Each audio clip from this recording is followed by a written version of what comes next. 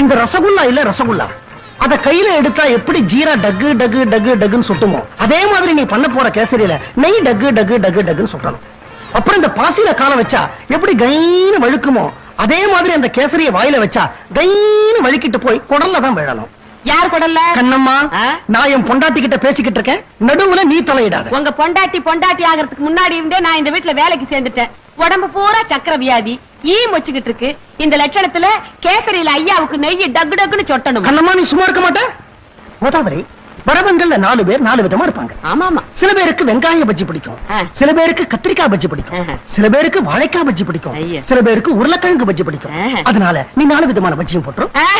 இந்த பலகாரம் எல்லாம் வர்றவங்களுக்காக செய்ய சொல்லல, நாக்க தொங்க போட்டுக்கிட்டு நீங்க திங்கறதுக்காக செய்ய சொல்றீங்க. உடம்புல ஊசி எடுத்து குத்துனா காத்தா வெளியில போகும்.